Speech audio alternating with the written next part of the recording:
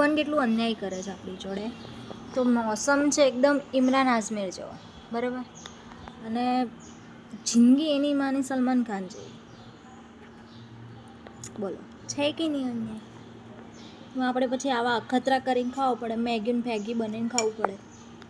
કેમ કે આપણે તો નવાઈ લાગે યાર. મારી ફ્રેન્ડોના મેરેજ થઈને બે છોકરા છે, મારા સગાઈના ઠેકાણા નથી. અને વધારે દુઃખ તો ત્યારે થાય છે જ્યારે એ લોકો કરતા તો મારી શકલ મહેંદી બહુ સારી છે, મોઢાના ઠેકાણા નહીં, એમને બે છોકરા.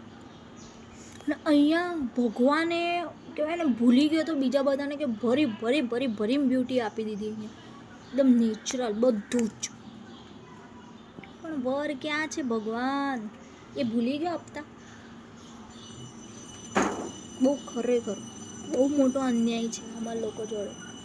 એક તો ખૂબસૂરત હોય એટલે પહેલાંથી એવું લાગે કે આની તો સેટિંગ હશે, એટલે કોઈ આવે જ ને પૂછવા માટે.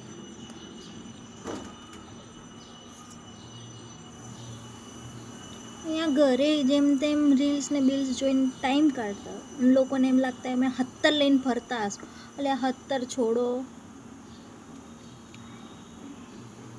હગાઈના વાંધા હે ભાઈ, હગાઈના વાંધા. સાચું.